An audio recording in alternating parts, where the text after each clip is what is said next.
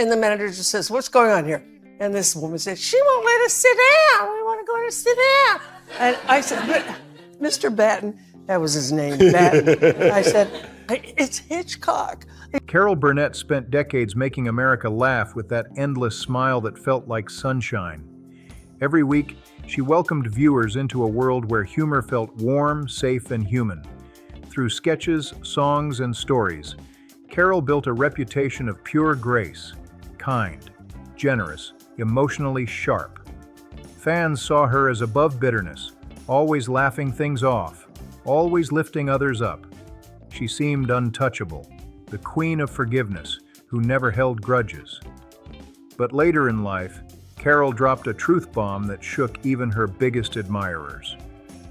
Grace, she said, doesn't mean silence. Kindness isn't pretending nothing happened.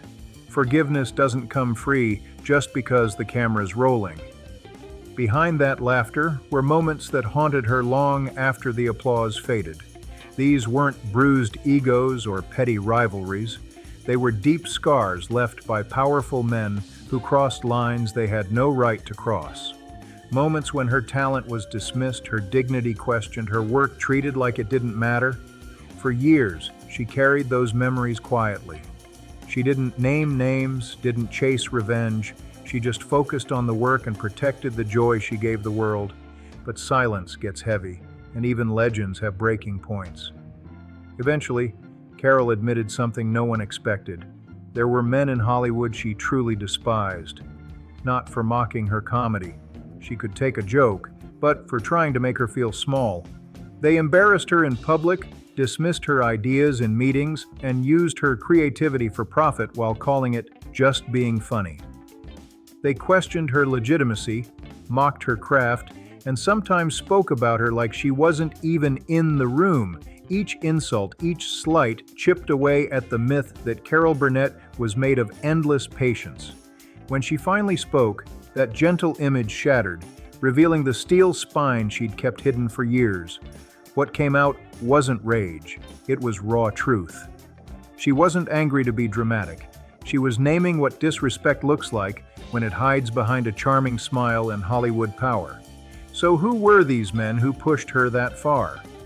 What could make a woman known for empathy and grace hold on to resentment for decades? The answers shocked everyone, because they tore open the polished myths of Hollywood royalty and exposed what silence truly costs.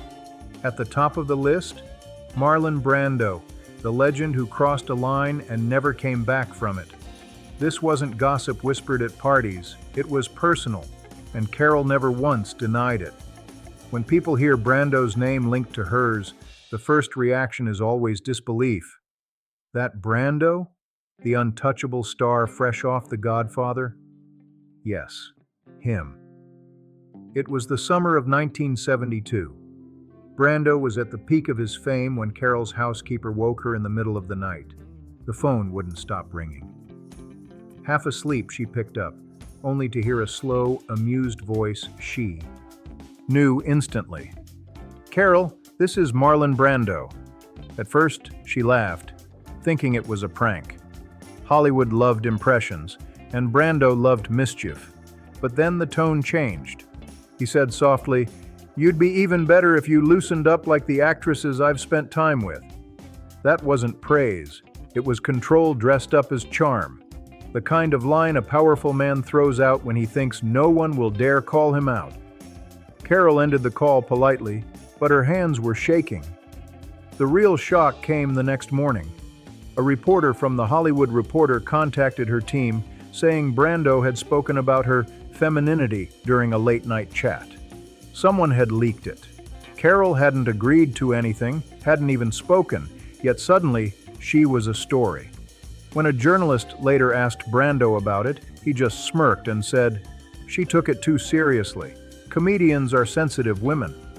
That wasn't admiration, it was dismissal, a man turning her discomfort into a punchline.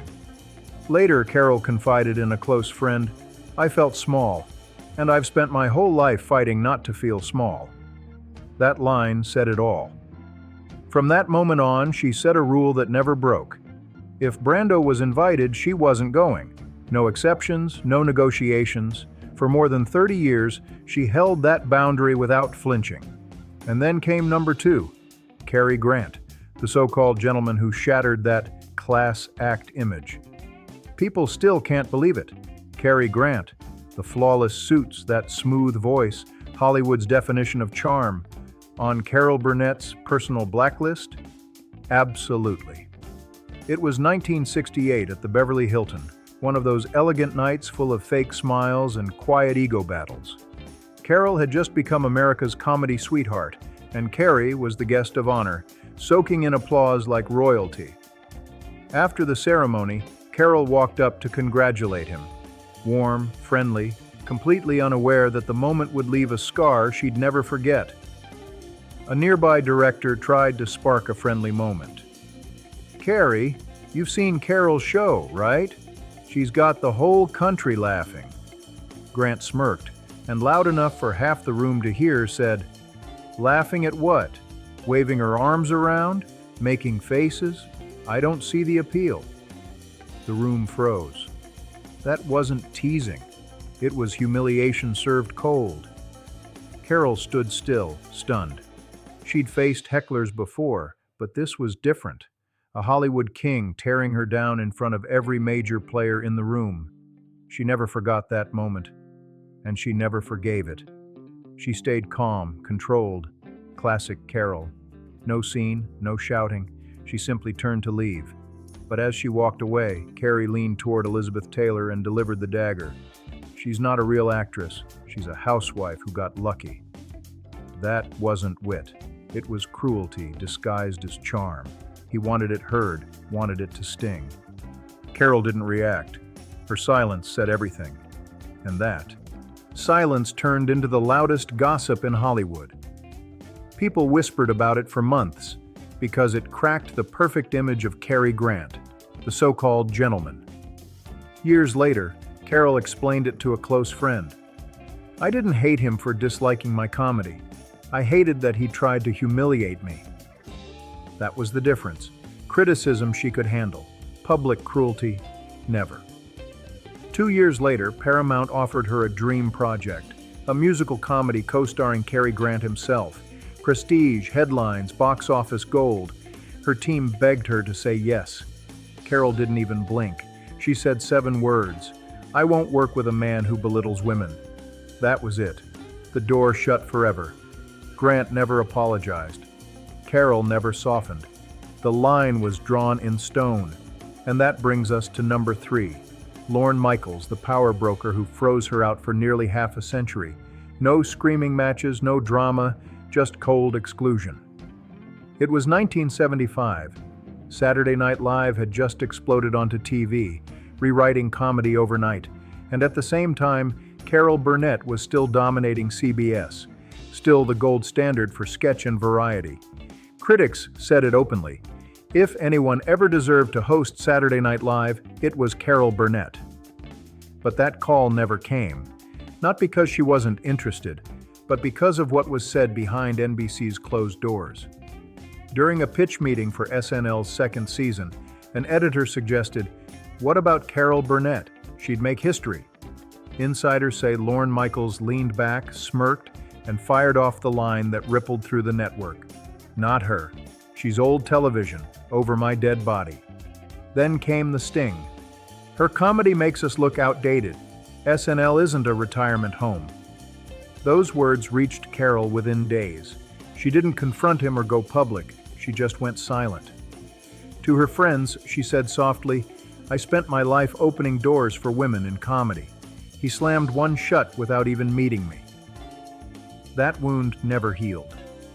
Years later, when NBC tried to feature her in SNL's 10th anniversary special, Lorne rejected it instantly.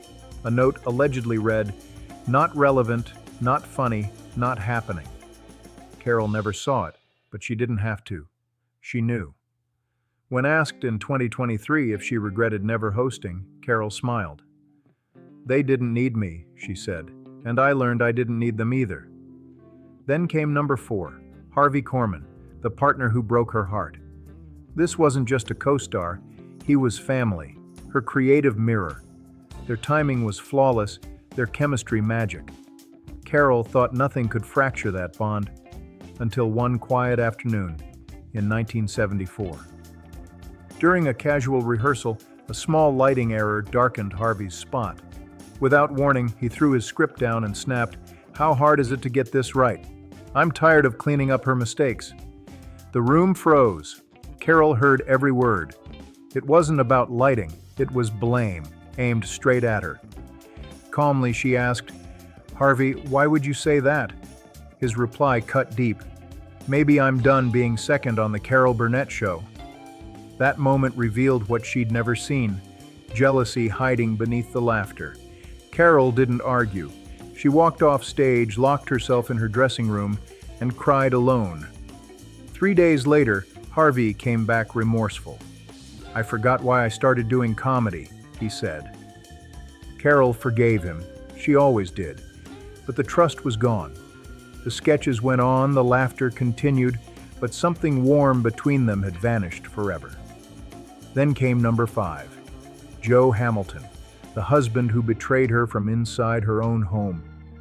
To the public, he was her partner, her producer, the man behind her success. But behind the scenes, he was quietly carving his own empire out of hers.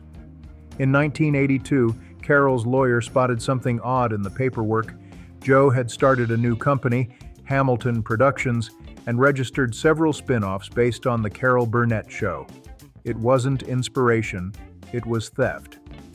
One project, Mama's Family, came directly from Carol's iconic character, yet her name was missing. No credit, no ownership, nothing. When she confronted him in their CBS office, she expected an explanation.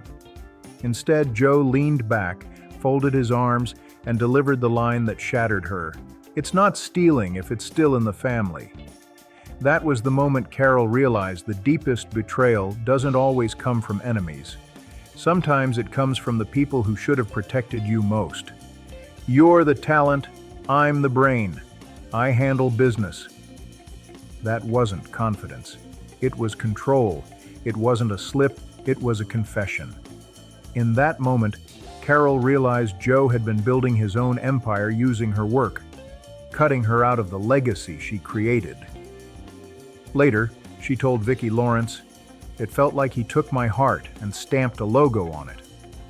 But the deeper wound came weeks later, when she overheard 2 CBS staff whispering about Joe's late-night dinners with a younger editor. The affair didn't shock her. The years of deception did. While Carol carried the show, the marriage, and the family, he'd already moved on. That night, she sat alone at her dining table and whispered, "I don't recognize the man I married." Soon after, she filed for divorce, and the fight turned vicious. Joe demanded profits from the very show she built. The battle dragged on for nearly a year, draining her heart, her wallet, and her spirit. It wasn't just a divorce. It was a fight for her identity. When Joe died in 1991, Carol didn't attend the funeral. She sent white flowers and a note, "I wish you peace." But privately, she admitted, "Some wounds don't heal. They just settle." Carol Burnett gave laughter to millions, yet behind the smile were scars the world never saw. Which betrayal cut deepest? Tell us in the comments, because even legends hide heartbreak behind the curtain.